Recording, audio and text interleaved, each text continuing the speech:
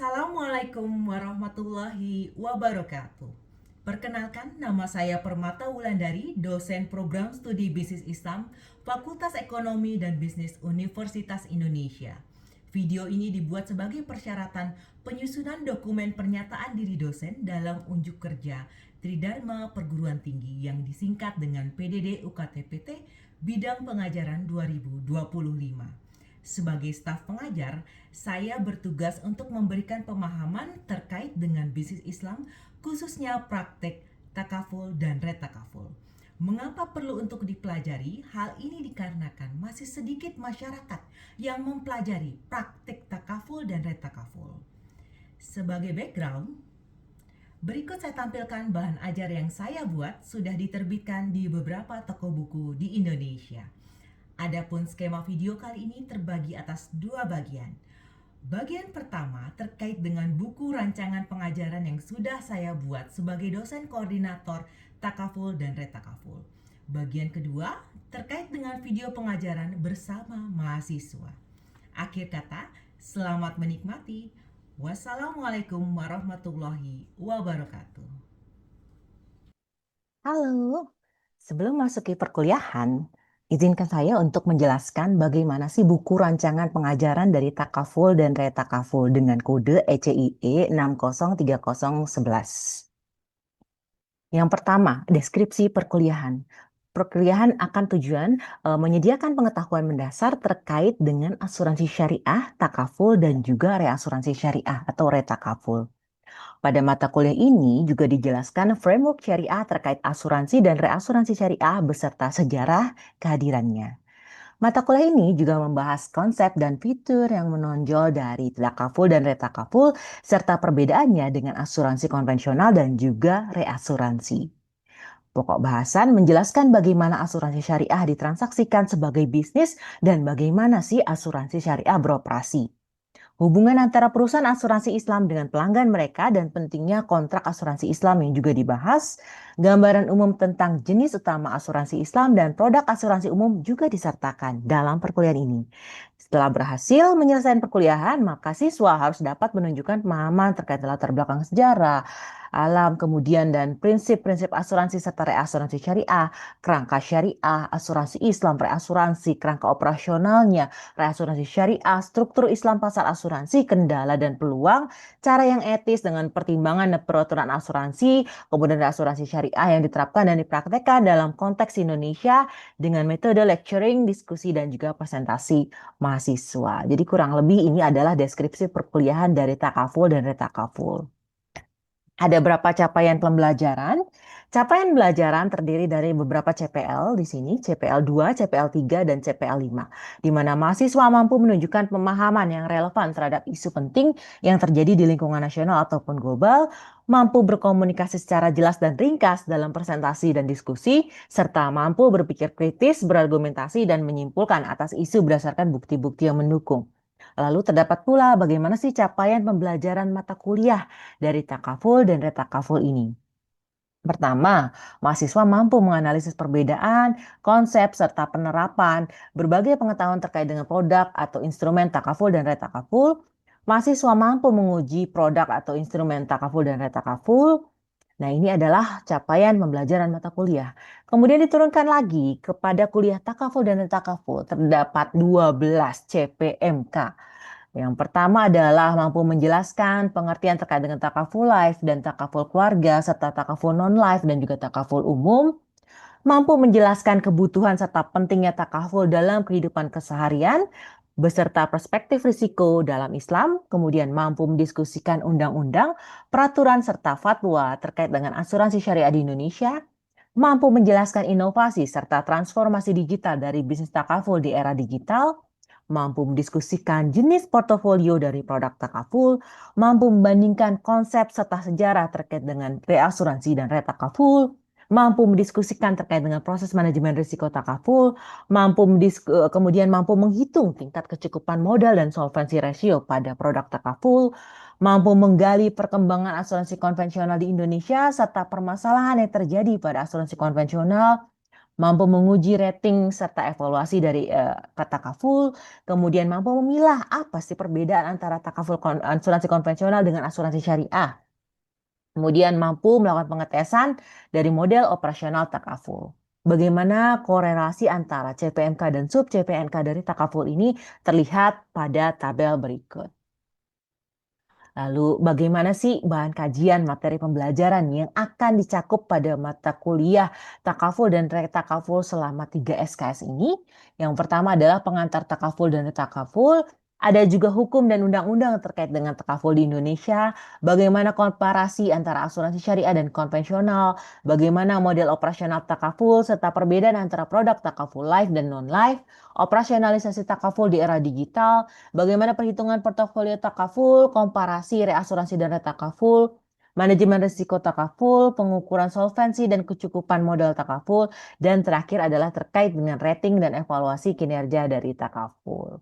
Ini adalah bahan kajian materi pembelajaran. Lebih lanjut, apa sih yang digunakan, buku-buku yang digunakan pada mata kuliah takaful dan takaful ini? Ada beberapa bahan wajib. Yang pertama dari Ahmad Faisal, ada Ali Abdul Rahim Khorshid, dan kemudian Omar Clark Fisher, kemudian Dr. Syahida Abdullah yang melalui risk management via takaful, kemudian ada juga Sheila Nodutai, kemudian Emmet dan dia terkait dengan fundamental of risk and insurance. Sayangnya beberapa buku takaful di sini kebanyakan berasal dari jurnal. Nah, saya sendiri sebagai pengampu mata kuliah ini telah menyediakan buku khusus yang telah merangkumkan semua baik daftar pustaka wajib maupun daftar pustaka nanti tambahan. Oke. Kemudian kita lihat bagaimana rencana pembelajaran dari tekaful dan retakaful. Terdapat 14 minggu.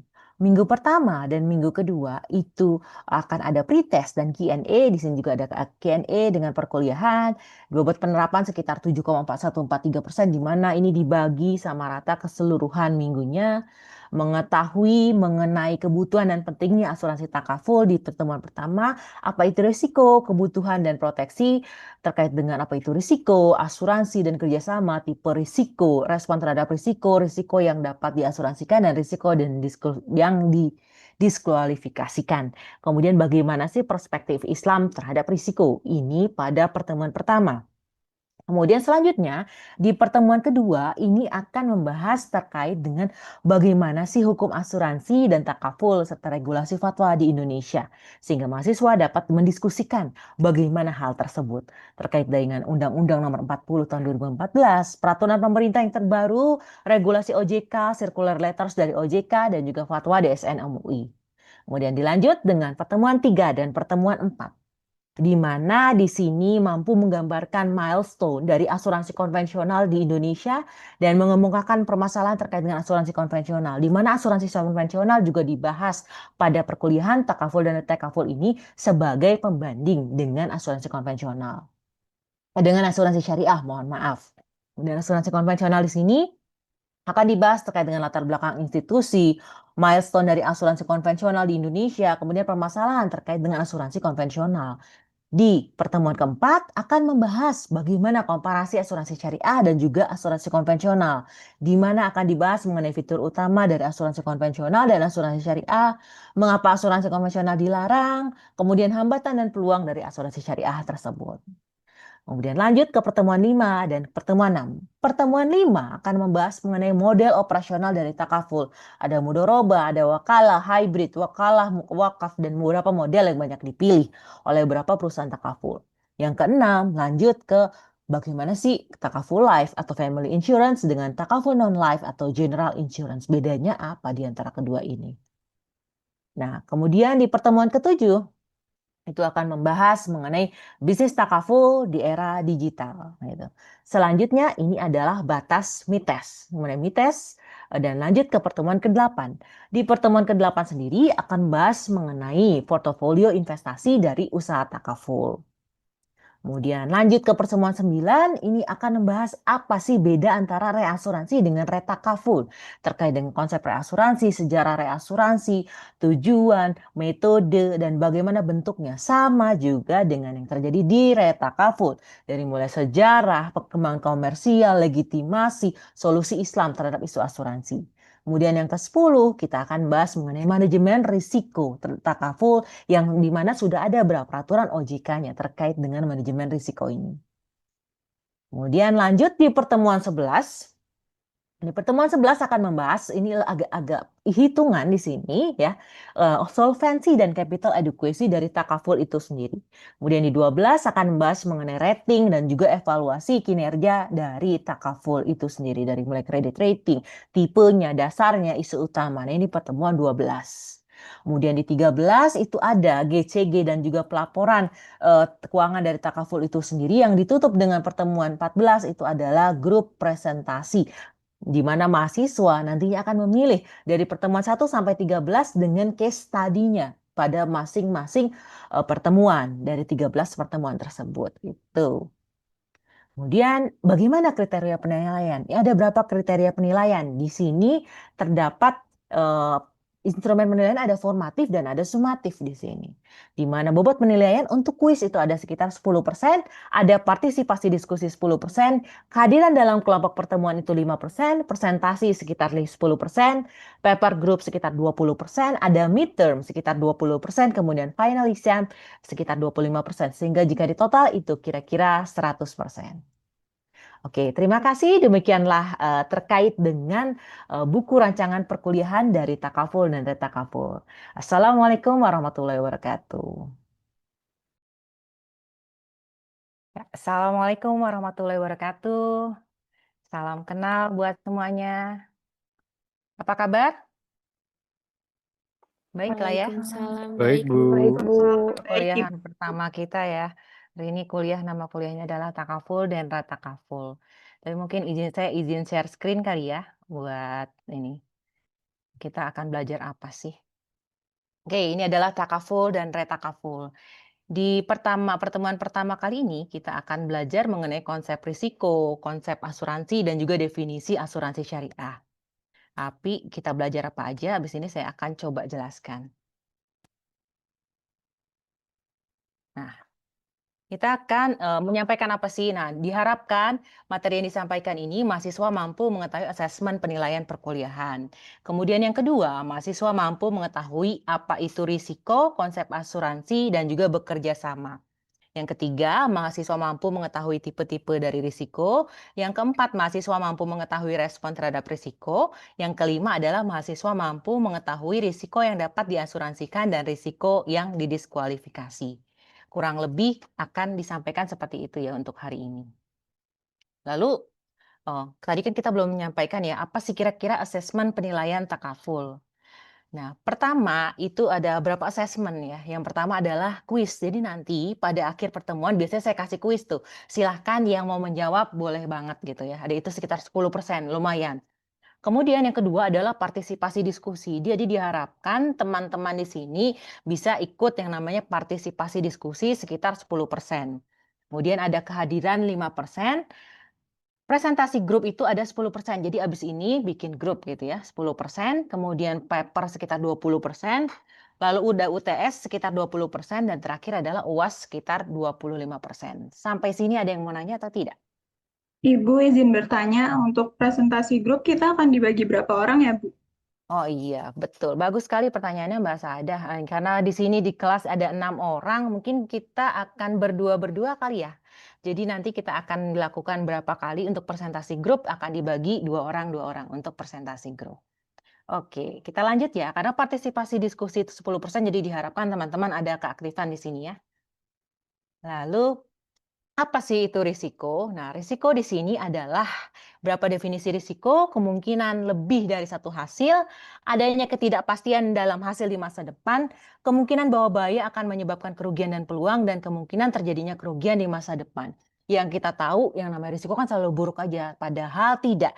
Bahwa di situ ada peluang dan juga ternyata kerugian, jadi ada peluang. Nah, ini yang harus kita manage gimana caranya kerugian menjadi sebuah peluang. Itulah hadirnya yang namanya asuransi. Nah, kemudian dari di Australian atau New Zealand Standard for Risk Management adalah apa itu risiko? Kemungkinan terjadinya sesuatu yang berdampak pada tujuan. Udah punya satu tujuan nih. Nah, ini adalah kesempatan untuk mendapatkan keuntungan atau kerugian. Diukur dalam hal kemungkinan atau konsekuensi. Itu adalah pengertian dari risiko. Lalu, ada nih konsep yang namanya uncertainty sama risk gitu ya. Generalnya adalah pengabaian terhadap hasil atau potensi apapun atau unknown. Ini abain aja udah. Nah ini namanya adalah uncertainty. Jadi kita nggak tahu ini bakalan seperti apa sih, kurang lebih seperti itu. Kemudian, uncertainty versus risk adalah ketika probabilitas objektif atau subjektif dapat ditetapkan pada hasil potensial, ini biasanya disebut dengan risiko. Artinya, segala sesuatu yang bisa diolah atau dikelola menjadi sesuatu yang lebih baik, itu sebenarnya risiko. Risiko belum tentu buruk gitu, kadang-kadang dia bisa menjadi peluang di sini. Itu bedanya uncertainty versus risk. Lalu kita lanjut. Risk dan uncertainty adalah pusat dalam kegiatan ekonomi. Pasti setiap kegiatan ekonomi ada itu yang namanya konsep risk dan juga konsep uncertainty, risiko di sini. Tapi risiko ada dua, yang pertama adalah peluang, yang kedua adalah ancaman. Jadi ada dua di sini ya, risk dan uncertainty adalah pusat dalam kegiatan ekonomi. Lalu kita lanjut lagi. Nah, tipe risiko sendiri berdasarkan asal itu ada yang versi dari eksternal atau eksogen. Kita nggak pernah tahu, ini semua datangnya dari eksternal. Contoh naturalnya atau yang alami adalah bencana seperti banjir, gempa, dan lainnya. Ada juga yang kedua adalah manusia, kegagalan eksternal. Ada komputer hacking, ada ketidakpastian peraturan dan legal. Intinya adalah segala sesuatu yang bisa dibuat oleh manusia gitu. Nggak hanya manusia sih, makhluk lainnya sebenarnya bisa juga gitu di sini. As natural adalah segala sesuatu yang mudah hadir, misalnya banjir, gempa, COVID-19, itu adalah natural. Ini tipe risiko berdasarkan asal. Kemudian kita lanjut, berdasarkan asal lagi. Nah, kalau tadi eksternal, sekarang internal atau endogen. Risiko bisnis normal berdasarkan pasar, kredit, operasional lainnya meningkat sejalan dengan transaksi bisnis. Atau ada juga yang dari risiko manufacture. Jadi risiko emang yang diciptakan gitu, ada penciptaan risiko baru. Ini ada loh gitu. Nah, kemudian di sini ada tipe risiko nature di sini. Ada yang namanya risiko murni. Di sini risiko murni pasti loss dan absence loss. Jadi primary risiko ada loss atau nggak ada loss sama sekali gitu. Atau risiko spekulasi, loss, no change, dan gain. Asuransi tidak akan menanggung yang namanya risiko spekulasi. Jadi saya mau ikutan judi gitu. Bisa nggak sih asuransi nanggung? Nggak bisa, karena ini adalah risiko spekulasi. Ada loss, no change, dan juga gain. Pokoknya intinya tidak menanggung yang gain, intinya seperti itu gitu. Nah, kemudian kita lanjut. Respon terhadap risiko bisa risk avoidance, menghindari yang namanya risiko. Yang kedua adalah mengontrol risiko, bagaimana risiko yang datang bisa diperkecil gitu. Risk retention, kita tahan aja deh risikonya. Atau risk transfer, kita transfer aja risikonya ke orang lain gitu. Oh kita transfer aja deh risikonya ke orang lain gitu ya. Zero sum game, kalau ada yang menang pasti ada yang kalah gitu di sini. Nah, risiko dan asuransi. Asuransi adalah metode transfer risiko. Nah, asuransi mengcover risiko alami. Dia tidak mengcover yang namanya risiko spekulasi seperti yang saya jelasin tadi karena tadi ada gain. Tidak boleh ada kesempatan untuk mendapatkan keuntungan bagi pemilik polis. Tiba-tiba dia misalnya, oh saya meninggalin aja nih orang ya biar dapat keuntungan. Nah itu nggak boleh gitu. Makanya ada klausul seperti itu. Jadi kurang lebih seperti itu. Ada yang mau nanya sampai sini mungkin? Saya mau nanya Bu, Boleh silahkan Mas Rahmat. eh, jadi apakah artinya asuransi itu akan selalu rugi karena menanggung resiko dari orang-orang? Tidak selalu rugi karena tidak, semua orang akan, mengklaim preminya. Jadi tidak semua orang kan akan sakit gitu. Nah itu makanya itu adalah keuntungan sebenarnya itu. Nah ini adalah peran penting dari underwriter, gimana caranya menilai bahwa orang ini nih sakitnya jarang-jarang nih gitu, orang ini sakitnya sering-sering nih, makanya nanti preminya akan berbeda gitu. Pertanyaan yang sangat bagus nih dari Mas Rahmat, kurang lebih seperti itu ya. Lalu insurable interest, jadi ada item yang memiliki nilai. Tidak semua risiko bisa diasuransikan. Contoh risiko yang tidak bisa diasuransikan, dia tidak memiliki nilai ekonomi, tidak ada kepentingan yang dapat diasuransikan, aktivitas ilegal atau melawan hukum, ketidakjujuran juga nggak bisa tuh diasuransikan. Jadi kalau misalnya teman-teman misalnya, oh saya nggak jujur aja deh kalau saya sakit ini gitu, nggak bisa gitu. Risiko katastrofik atau seperti nuklir dan juga perang itu nggak bisa diasuransikan. Makanya ketika terjadi COVID-19, beberapa asuransi awal-awal nggak ada tuh yang mau nanggung gitu. Karena kenapa? Itu adalah katastrofik gitu. Terlalu besar untuk ditanggung. Makanya ditanggung oleh pemerintah kan waktu itu. Nah, kemudian apa itu asuransi? Asuransi sendiri adalah kontrak antara dua belah pihak. Satu pihak setuju untuk mengambil risiko dengan mendapatkan premi dan menjanjikan bayaran ganti rugi jika terjadi sesuatu pada objek yang diasuransikan. Kurang lebih ini adalah pengertian dari asuransi. Nah, ada yang namanya insurer atau pihak yang menanggung risiko dan ada yang namanya insured atau pihak yang berisiko di sini. Jadi ada dua pihak ya. Oke. Nah, ada dua karakteristik asuransi, ada yang transfer atau memindahkan risiko dari satu individu ke grup. Inilah adalah asuransi konvensional. Ada yang sharing risiko pada level yang seimbang kepada seluruh member yang tergabung. Bedanya apa? Saya lebih ikhlas kalau di sharing. Kan kalau kalian sharing, oh ini kita sharing ya, oh ikhlas. Kalau tiba-tiba ditransfer, terus kalian nggak tahu transfernya, kalau transfer duit bahagia, tapi ini adalah transfer risiko gitu. Nah, makanya itu biasanya sedih gitu. Nah, itu saya nggak kenal, kenapa saya harus menanggung dia ya? Kurang lebih seperti itu efeknya. Jadi ada konvensional, kalau yang atas, kalau sharing risiko itu adalah syariah. Nah, kemudian di sini pihak-pihaknya ada yang namanya insurance underwriter, menilai dan memberikan harga pada risiko. Oh, ini jago banget orang-orang di Indonesia, masih jarang nih insurance underwriter. Kemudian ada insurance brokers, dia menjual kontrak asuransi gitu. Nah, ini ada dua di sini, life insurance sama general insurance. Nah, life insurance sendiri kebijakan memberikan perlindungan terhadap kematian atau penyakit yang tidak terduga. Intinya ini adalah terkait dengan jiwa gitu, terkait dengan jiwa, kesehatan dan lain sebagainya, dia masuknya life insurance di sini. Ada general insurance, ini kurang berkembang nih di Indonesia, sayang ya gitu. Padahal di luar negeri dia cukup berkembang general insurance. Tapi kurang lebihnya asuransi di kita tuh memang kurang berkembang gitu. Dia melakukan proteksi kerusakan properti, kecelakaan personal, kewajiban yang diasosiasikan dengan kejadian tertentu. Misalnya adalah asuransi seperti rumah dan lain sebagainya. Ada pertanyaan sampai sini? Boleh, silahkan Mbak Adisha.